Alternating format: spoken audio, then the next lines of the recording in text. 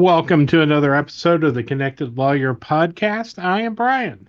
And I'm Aaron. So, hey, Bryan, I was hoping to use the show today to just kind of think through with you the idea of telephony generally. And the reason it's on my mind because I have a project right now with a client, just kind of helping them think this through from a technical perspective, different options. They're not thrilled with the setup that they have now. And I regard you as a basically an expert in the field of telephony, or at least you're very passionate about it and very knowledgeable about it. So I thought maybe we could just take the show and kind of kick it around. Well, I'm always happy to talk about telephony. I don't know that I'm an expert, but for some reason, two things are paradoxically true with me. One, I hate talking on the telephone, and two, telephony interests me very much. And I can't really reconcile those from a reasoned perspective, but they are both true. So I'm always happy to talk about phones and phone systems and stuff like that. Well, it kind of does make sense though, because and I'm like you, I don't really like talking on the phone either. And but it's sort of like sometimes it's the best way to advance a project or to work something out. Right. Just jump on the phone. And I think if that's the case, you want it to be a great experience or as good of an experience as a phone call could be. You want it to be easy. You want it to work. You want the sound to be good, right? So that makes sense, especially if you don't like to talk on the phone. You definitely want your phone system to work well, so it's not also an unpleasant experience on top of it. Well, that's true, but oddly enough, and this is my opinion here, um, phone systems that worked really well no longer exist because they're twisted pair copper phone systems. Those landlines we used to have Yeah. back when we were kids, like absent some sort of storm taking down a phone line or something, those always worked.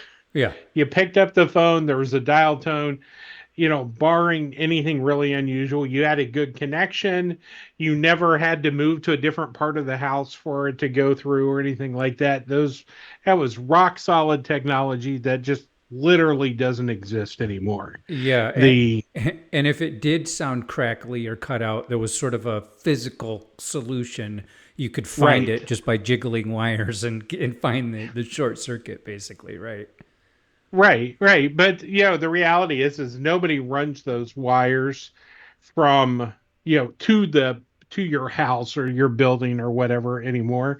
And then especially once it gets, once it's sort of from the phone system, we'll say, to your house, even if you're still using we'll call it a landline, even though it no longer is really, because that's just some uh, fiber optic or some other cable that has no relationship to what phone systems used to be.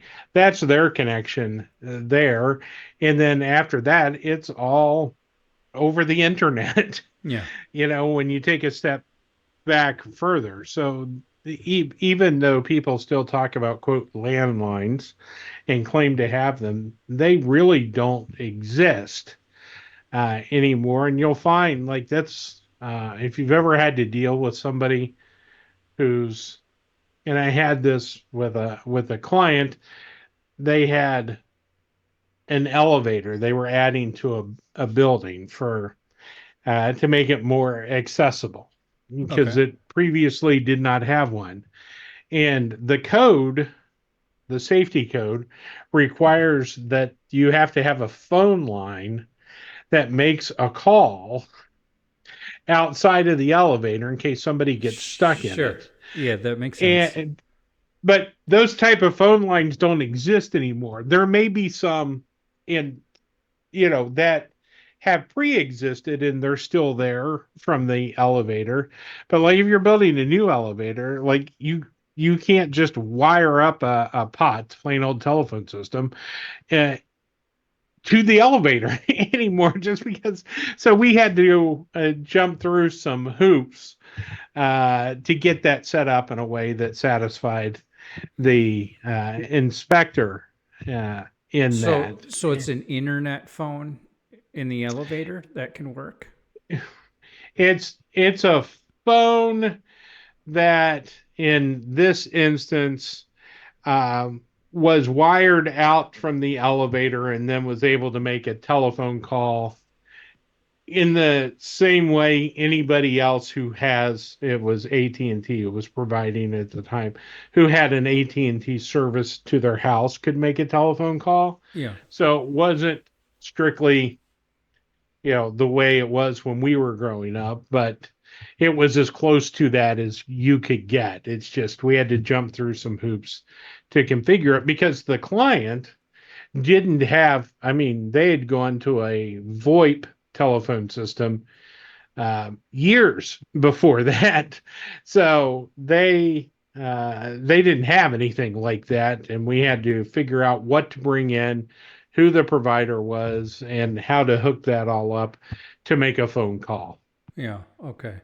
So yeah, I guess, and I know so little about the telephone systems in general. They've always been kind of an irritant to me, and I'm trying to figure it out now. Um, Not only because of this project, but just generally to understand. It's always sort of a nag when there's an area of tech that you're not comfortable with. It sort of makes you feel like you should just roll up your sleeves and solve it. And this is Right. one of them for me. And it's so I kind of think of telephony generally as basically there's two major flavors of it, two general camps. One is like a mobile, like a cellular phone, and the other is VoIP. Is that is that accurate? Because you're saying, like a plain old telephone system, the old wired systems don't really exist anymore. So am I thinking about that right? There's cellular phones, and then there's voice over internet protocol phones. Those two are absolutely in existence, and in my opinion, those are the things you should be looking at. There are still people who are getting service from, I'll say, AT&T, a traditional telephone supplier. It's just, instead of bringing in copper like they used to, it comes in on a DSL line or a fiber optic line or whatever to your house that you hook basically a regular telephone to. Mm-hmm. So I will say, it simulates a landline. Mm-hmm. As the user, it's no different from a phone that we would have used, 30 years ago. Yeah, phone sits Uh, on the desk. You pick it up and right, dial it. Yeah, so to right, you, it's a phone. right. And then there are also um, I'll call it the business version of those, where you bring in the same sort of thing, and then you have some sort of PBX exchange that you set up where all of your phones are wired in some sort of connection, and they hook up with an RJ11, which is the little plug that you see for a telephone. Yeah, the little And with the tab on it, the right, little telephone yeah, tab. Mm-hmm. right. And those systems still exist, What but does that mean? they're What is a PBX system? I think it stands for public branch exchange, private branch exchange. Okay. It I think it's private branch exchange, but that's basically, you brought telephone into your office, and usually to a closet. And in the same way, today you may bring in your internet, and then there's a switch Yeah. that you plug a bunch of Ethernet cables to Okay. that are wired to offices, Uh huh. wired to locations and offices. They did the same thing. It's just you wired it not with Ethernet, you wired it with telephone cable and had RJ11 instead of RJ45 connections. Oh, that's a really good analogy. So it's basically the switch, like a network switch, except it's just for telephony, and it's what Right. would create the different extensions. And I guess there'd be like a call manager that sits over the top of it, where you could program people's extensions and manage their voicemail and route calls, right? Exactly. Okay. Yeah. So, and basically what happened is then we got VoIP that we could use. So we got rid of that having to do that manually in your office Mm-hmm. and just moved all of that work to the cloud so that there's somebody else who's managing all of those different connections. Mm-hmm. And that means that those phones don't have to be in the same location in order to be part of the same exchange, we can call it in this Okay. instance. So Yeah. so if we wanted to open a law firm together and you wanted to be in your house and I wanted to be in my house and we wanted to have a shared telephone system, we can do that using VoIP and be on the same system and transfer calls back and forth and have both of our phones ring or ring sequentially or however we want to do it, and be completely in different locations. Okay. Yeah, You sure. Because we you just need the internet connection, and the right. switch, the PBX switch, as it were, is just a cloud application at that point. Right. It's sitting on somebody else's computer, and so it doesn't care where we are.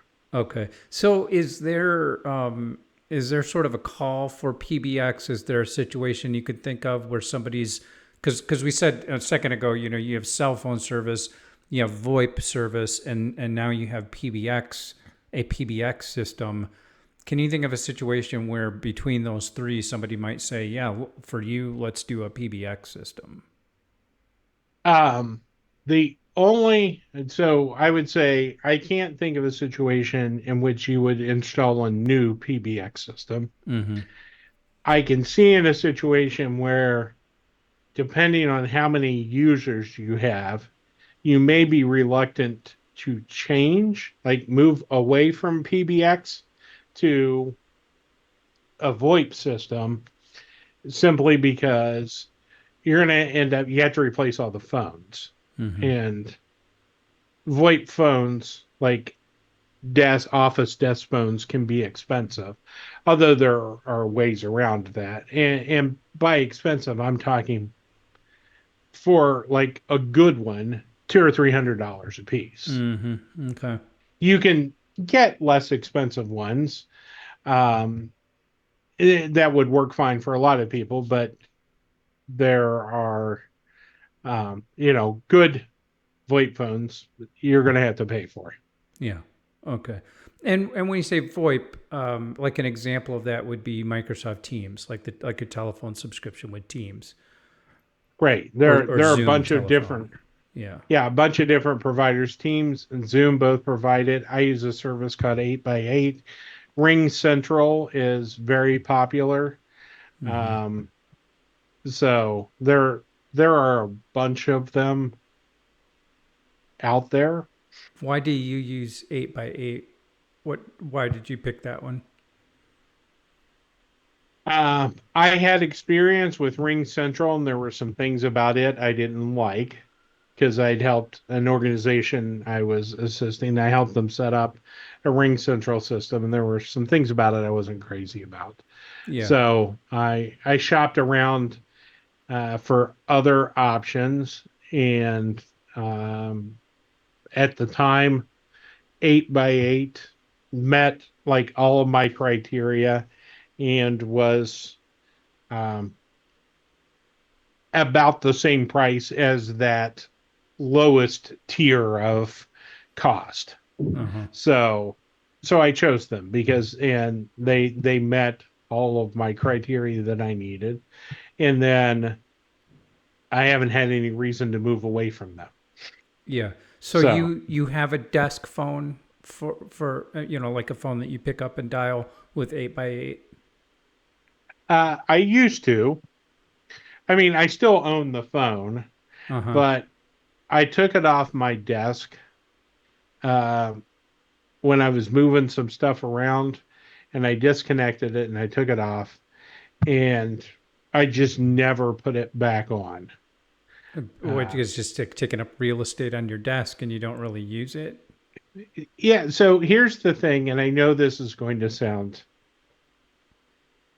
um, like a first world problem, and I acknowledge that. Yeah. But using it physically to pick up the phone, I didn't like because then I've got the phone cord strung across my desk. Okay, sure. That's And, annoying. and that's annoying and that's an issue. And then you're sort And of so, tethered to the desk when you're on the right, call I if you want to can't pace I around. yeah, I can't go anywhere. So I had a Bluetooth headset that I connected to the phone. One of the reasons, I had a more expensive phone because it had Bluetooth built in. It also had the ability to connect wirelessly, so I could use Wi-Fi if I wanted to instead of plugging it in The to an phone. Ethernet, the phone, instead of plugging it into an Ethernet port. So there are so my I had a good phone, certainly not a top of the line high end, but it had some good features. Mm-hmm. One of those was Bluetooth, so I had a Bluetooth headset paired with it, and I would use it when I talked on the phone. Then I'm not stringing the cord around. I can walk around, I can pace, I can print something, go get it from the printer or whatever. Uh, and after a while, after I moved it, while I was moving stuff around, I just got to thinking, I have a soft phone, which is basically just a version of that phone as software on my computer. That's included as part of it. And I can pair a Bluetooth headset with my computer. So why don't I just leave the phone in the box in the closet? Mm-hmm. And if I'm going to use the Bluetooth headset, I'm just going to use it with my soft phone on my computer. So, But then don't uh, don't you kind of run into issues where, sometimes a Bluetooth speaker you have to repair it and it disconnects, or I mean, do you it's unlike a telephone, which is just always there. It's ready to right. go. You just pick it up and it doesn't need to be paired with anything. So theoretically, that's an issue. But honestly, if I'm 90% of the time when I'm using the Bluetooth headset and the soft phone, it's when I'm placing a call, not receiving one. And when I receive a call, I also have an app on my cell phone that connects to my 8 by 8 account. And when my phone rings, it rings on my cell phone. And I just answer my cell phone. Okay. Yeah. And and here's the thing.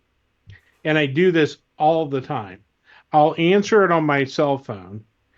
And while I'm talking to the person, I pick up my Bluetooth headset with my other hand and turn it on to pair it with my phone. And then when it's paired, I can switch the phone from my cell phone to my soft phone on my computer by hitting one button on my computer.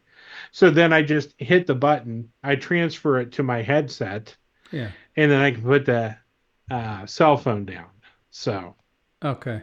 Now if I here's re- a other question. So your cell phone, you have an Android phone, right? yes, And you use Verizon to power that. yes, That's your connectivity with yes, that. And then on your phone, you have the 8 by 8 app that you yes. can answer. So basically when you're talking on your cell phone from with an 8 by 8 call, what you're really doing is using your cell phone like a computer and just running the 8 by 8 app, and the call is going through 8 by 8. Why not just cancel 8 by 8 and just use your cell phone for everything?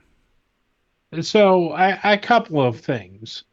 Um, One is 8 by 8 has some features that I like that I wouldn't be able to do on my phone. Like So, what? for example, in 8 by 8, I can tell it my business hours are. whatever, 8:30 to 5. Mm-hmm. And if I get a call that comes outside of those hours, send it to voicemail. Okay, sure. So if I get a work call on my 8x8 number at 6 o'clock tonight, it goes to my voicemail Mm-hmm. automatically. My phone doesn't even ring. Mm-hmm. So that then I'm not getting those work calls. Now, I can check the voicemail and see if it's something I want to address, Mm-hmm. if it's somebody I need to talk to, or if I know, like, I've talked to a client and told them, call me, you know, when you get done with something, or, we're both going to be tied up until 7 o'clock, call me after 7 or whatever. I'll turn that off so I can answer their call when they call me. But in general, I don't, I mean, I run a civil litigation practice. I don't get calls in the middle of the night that I have to handle from somebody who's in jail. Right. It's just not my practice. Right. The people I talk to can talk to me during business hours. So those who call outside of business hours, and I've answered them before, and they're like, "Oh, I thought I was going to get your voicemail," because they don't expect me to answer the phone at 7:30 at night. Yeah. You know what I mean? Yeah, they're a little So disappointed. Like, I really wanted your voicemail. yeah, now I have to talk to I, you. I But waited until you were closed to call you. yeah, but by doing that, that means I can have that business number and then not worry about answering it outside of business hours because it doesn't even ring. Like, I don't even have to deal with the phone ringing. Also, because it is a different app, I have two different ringtones. I have a ringtone for my cell phone number, and then I have a different ringtone for my work number. Okay. So that if I'm like across the room and my phone rings, I know if it's a personal call or a business call Okay. just Yeah. by the ringtone there. And then by keeping that separate number, I can set up greetings on my voicemail to tell people I'm on vacation. This is when to get a hold of me. You know, this is my, whatever contact information if I need to, whatever it is. And I can change those greetings and whatever in ways that I would never want to do with my regular cell phone number. Yeah, that makes sense. So the way you're talking about it, it's more like the way you view your phone system is that it's not like you have two different phone systems, but the Android phone and the Verizon service all by itself would be super basic. And then you layer on top of that 8x8, which gives you all these extra features. It's like a like a pro version of the basic phone service. And I guess that's one way of looking at it. Yeah, because there's a bunch of stuff that I use from the business side that I would have no use for Uh-huh. from Uh-huh. the, I mean, and if I want to get down to it, I can set, like, with 8x8, I can have a business hours, a weekend meeting, greeting. I can have an after hours greeting. I can have a lunchtime greeting. Like, I could really, if I wanted to, um, set up a complete system that has all sorts of different greetings and moving parts that I could use. Now, I don't need that much complication in my life, and I use Uh-huh. my standard greeting and a vacation greeting when I'm out of the office for some reason. Yeah, It's but you pretty much the only two, but I could do more if I wanted. sure, and you could also do I don't know what they're I think it's called a virtual receptionist, but they have these services for law firms where basically you run your main number through them. They act like they work there and answer your phone and transfer the call to you or whatever. They can Right, field calls when right. you're on vacation, you know. a Yes. service. Yeah. Yes. You couldn't do that with your And cell phone very easily. I suppose you could do it with your cell phone. And certainly, those services in general, I've heard good things about. I don't have a practice where I have the volume of calls that I need something like that. Yeah. Um, so I don't, and what I use works for me, but I could certainly see integrating that in some sort of fashion, especially if you had a practice that involved a lot of consumer facing things, like if bankruptcy, doing debtor bankruptcy work for consumers, or doing a lot of possibly divorce law or something like that. Yeah. Just not areas of law that I practice. Sure. And do you know anything about this whole idea of porting numbers from one service to the next?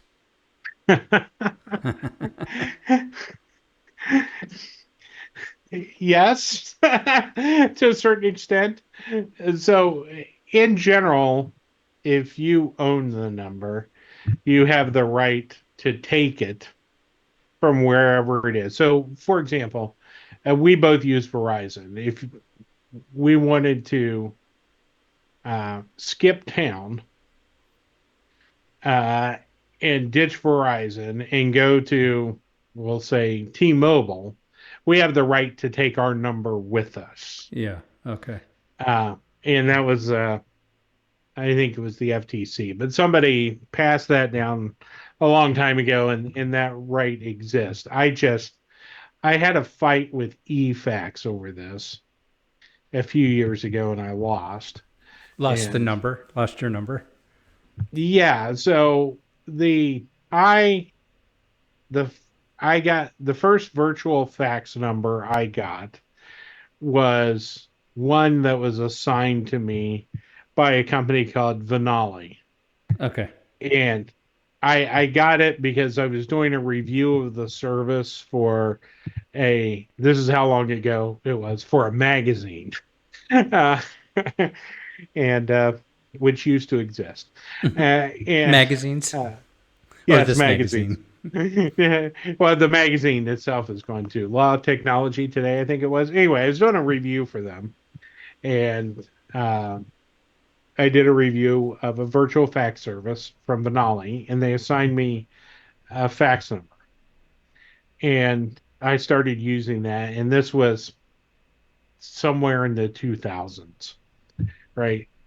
And I used it for years, and then eFax came along and bought them up. Okay. And eFax, which is a fine service, I have no issues with the service they provide. They just charge more than other services Yeah, that I use provide them too the same service. for the one fax every 10 years that I send, you know. I Right, have it. right. So yeah, and I was just and I was looking at my stuff, doing a periodic review, and realized I was paying them. I could get the same service from somebody else for a lot less money, and I wanted to do that. And they said, fine, but they wouldn't let me take my number because I didn't own the number. Venali owned the number. They just assigned it to me. And because eFax bought Venali, they got to keep the number. Oh, so you were licensing the number. And so they said, I don't get to keep it. And I argued with them and I lost. And I finally just decided, you know what? You're right. I don't, I like you. How many faxes do I get? And when I thought about it, even at the time I switched, it was, a handful of a year. And that has just diminished as we've gone on. So far, it is August as we're recording this, and I've received one fax this year. So, Yeah. which kind of makes me think. why am I keeping this around? But anyway, I do. And honestly, I don't even know my fax number. After I changed it, I never bothered to learn it. And if I want to know what it is, I have to go into my email program and look at my signature block Yeah. and see what my fax number is Yeah. because I put Where's it your in there. business card? Right. It's got to have Yeah. a fax number on there somewhere. Well, so my business cards have my old fax number on them Oh, no. because I haven't ran out of them yet, and I figure who cares Yeah. Right. because it's Hand. a fax. Yeah, stop faxing me from the 18th century, and we'll be good. But anyway, in general, as long as you own the number, you can take it with you when you go. So, for example, my number for my business, my office number, was originally a Google Voice number that I pointed um, to a, um, a service. I When I first went out on my own, I was in like an executive suite thing, so I pointed that number to there. So they would call the number, it would go to Google Voice, and Google Voice would point it to them, and so they would answer for Mm-hmm. me. And then when I left there and moved into my office, that's when I moved to 8x8. And the same thing. I had to go into 8x8 and say, "This is my number. Please port it from Google Voice." And they did their thing, and it took some period of time, and then it just appeared. Yeah. Yeah. Right. The two carriers work it out on their Right. side. Yeah. Yeah. Yeah. There's some system somebody throws a switch or something, and it happens, and it takes, and I've dealt with porting a couple of times because um, our my wife's cell phone number is what used to be our landline number when we first got a telephone number in 1996. Oh, she ported your landline to her cell phone. I didn't know you could do that.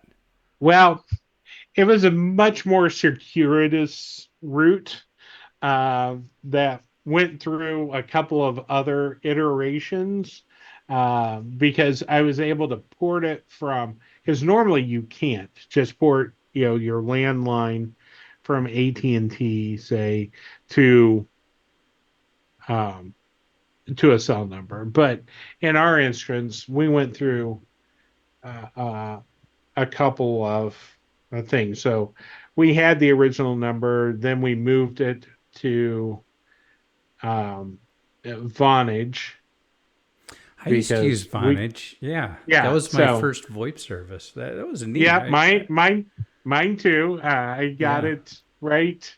It was 1999, I think it was Yep, that was when, about me too. Yeah, I had a Vonage but business I got it. line. But this was our personal. I moved our phone from the regular telephone service to Vonage, and it was there for a while. And then we moved it to Xfinity, and then back somewhere else, and then to a cell phone. And so it made several stops along the way, but eventually uh, it ended up as her cell phone number. Yeah. So, Okay. That's neat that you can do that. And what about talking about faxes? Like, let's say you're in a service where like Ring Central, I think is like this, where they provide your main number, all of your individual extensions, and they also provide a fax service as part of the deal. And so then you want to move from that to Microsoft Teams, because I don't think Teams does faxing at all. Right. So you would need to add another service like eFax. Is it fine to do two port orders? Like you tell eFax, we're going to port the main fax number over, and then you yeah, tell Microsoft, we're going to port the rest of the numbers to you. yes, Yeah. Just two separate transactions, right. unrelated. Yeah. Yeah, Okay. nobody cares. Nobody cares. Yeah. Okay. I mean, Ring Central may care they lost your business, and eFax may be happy they got it, but beyond that, Yeah. uh, Yeah, and I don't think I'm big enough to make anybody happy or sad one way or the other. That's Right. the Now feeling I get. You can I do what you want. I understand that entirely, but So, do you have thoughts on, like, let's say somebody's just coming out of law school and when they start up their own firm and they're trying to figure out what to do here, like if you could do it all over, start from scratch, what would you do? so I like having my business number separate from my cell number. Okay. So I That's like that. common. I think a lot of people feel that way. A lot of people I know don't care and just use their cell number and they're fine with that. And if you're good with that, fine. But I would say, even if you don't want a full blown system like 8x8 with its bells and whistles and everything, there are other solutions where you can have multiple phone numbers on your phone. So now here's where I'm going to sound like I'm crazy, and I swear that I'm not. But I actually have, I think, 5 different numbers on my cell phone that theoretically I could be contacted at. Now, as a practical matter, only two of them matter: my cell phone number and my business number. But in addition to those two, I have a Google Voice number that I use for the rental properties that we own. So Mm-hmm. that's a number I can give out to uh, to people that I have to deal with respect to that. Now, what And is that? Sorry, I want to just make sure I understand. So, Google Voice isn't the same as 8x8 or Teams, right? It's a different kind of service it's a different kind of service. It just says, here's a phone number, and we'll be happy to direct it wherever you want. to So another to. So it's a call forwarding service. essentially, so I could I have it linked to my cell number. So theoretically, if somebody called that number, I could have it ring my cell phone. I don't have it set up that way because I have every phone call that's made to that number sent to voicemail. Mm-hmm. And Okay. I get an immediate notification when that happens, so I can check the message, see if it's something I need to address immediately or not. Um, but it doesn't ring my phone. Mm-hmm. But yeah, so it's connect, and in this instance, it's actually connected to both my cell phone and my wife's cell phone. Mm-hmm. So when we receive a telephone call or a text message to that number, we both get a notification of that. Okay. Yeah, I've seen people do. I think I worked in a on a contract at one point where like somebody has a marketing service and they're placing ads on Google, and each ad would have a unique phone number, so that Right, that's how you can track the effectiveness of the ad. Is those calls must have arisen from that ad because that's the only place that phone number ever appears. right, right. Similar And thing. you can, yeah, and you can do that type of thing. So that's the third number I have on my phone. And then my bank, the way they do multi-factor authentication is by sending a text message Mm-hmm. to to you. And I understand this rule. I understand why they have it, but their security protocol is you cannot use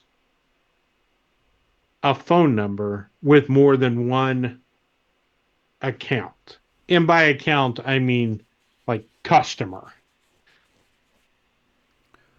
So if I use my cell phone number for an account, let's say my personal account, Mm-hmm.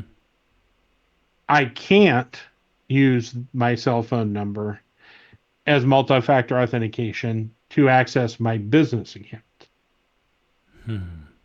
Okay. And I understand, sort of the idea behind that from a security standpoint is if I'm accessing a bunch of accounts with the same cell phone number, I'm probably a bad actor. Okay, yeah, Like I laundering money or something like that. Yeah. right, like I get that. So I have multiple customers, we'll call them, because different business entities that are unrelated. So each has their separate login to the bank and they can't see each other. Okay. So, Yeah, yeah. so I have to have two other phone numbers that can receive text messages to act as multi-factor authentication for the um, to get into these accounts because I can't reuse any phone numbers. Okay. So I have my personal cell, and then I have two other services. I use Sideline for one and Freetone for the other to allow me to receive text messages to be able to log into the accounts. So that's five separate telephone numbers on my phone. So I use those Sideline and Freetone just for that. Like literally, it's all that I do is for those purposes. But you can use them as a telephone. You could get one of those. They have telephone numbers associated with them. I can tell you what they are, but they do.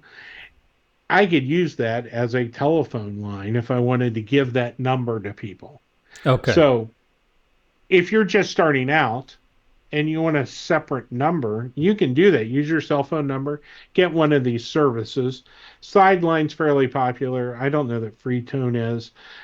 Second Line is another popular one. There are a Okay. bunch of them out there that they don't come with all the bells and whistles that like 8x8, which is a full-fledged business phone service, Okay. has, but they they will allow you to have separate numbers and keep them separate on your phone so you can place a call from inside Sideline, for example, and it appears that you're calling from your office, not from Mm-hmm. your cell phone.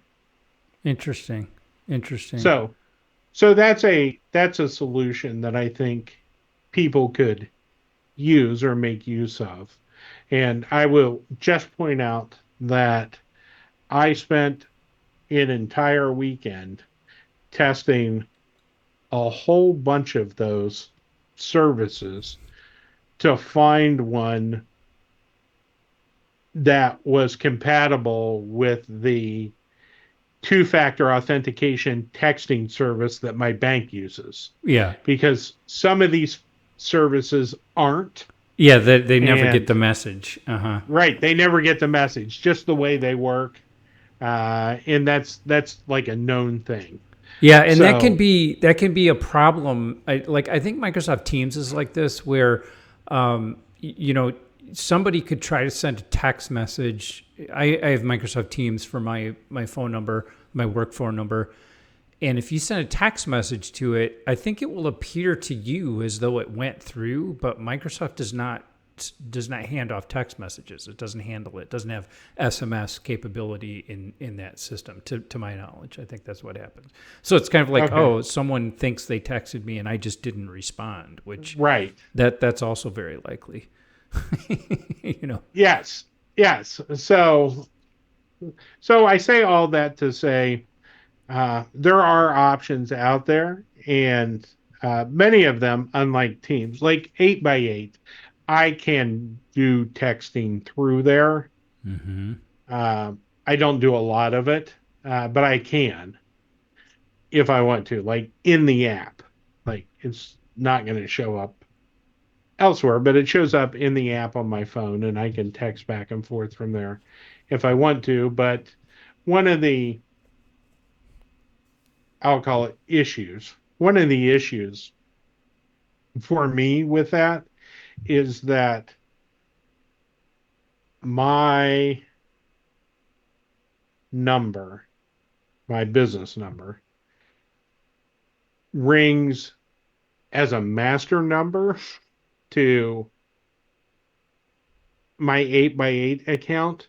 And then I have an extension with a direct dial number that's a different telephone number. Mm-hmm. And so if you text my business number, it goes nowhere because the number I'm signed into in my app is a different telephone number Mm. because it's specific to my extension. Okay.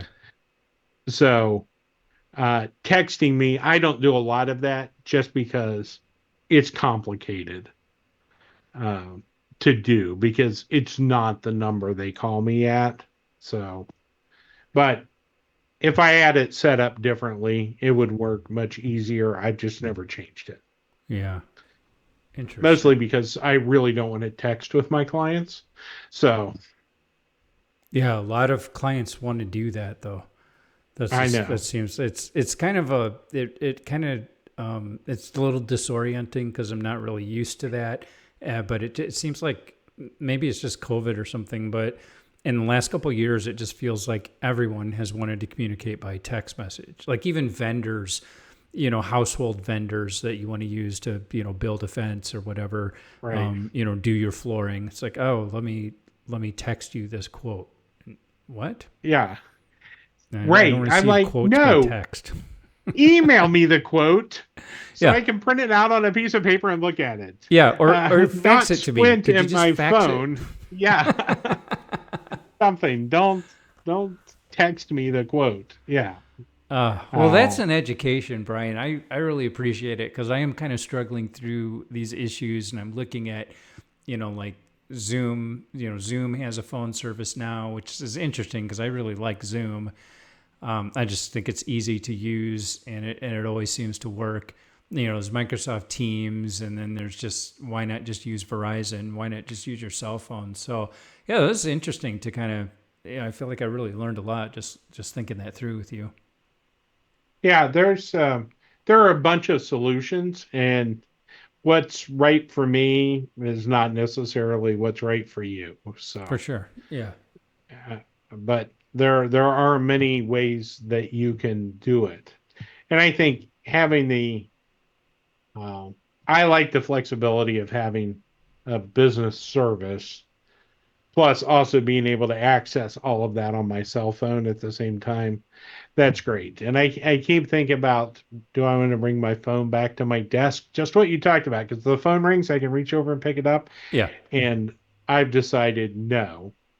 And that was further cemented by the fact I just received notice from 8x8 that they're no longer pushing out secure as of October security for the phone that I have. It's a Yeah. They don't Cisco want to support old hardware for sure. 525 SPA that is, if I think about it, 12 years old. Yeah. So fair enough. I've had the phone for 12 years. Like, I suppose it's time to go on to something else. But Yeah. I can see having a desk phone because I know every once in a while this will happen to me. I say every once in a while, I mean like once a week. Someone calls me on Teams and I'll grab my headset and either it's disconnected from the computer or it has lost its power. It needs to be plugged in and I miss the call. And it's sort of nice, just the idea of having a single function device that is going to ring. And when you pick it up, you don't have to worry about is it paired or, right, is it charged right. or whatever. I can see that. I can too, but honestly, that's why I almost always answer those phones on my cell phone, Yep.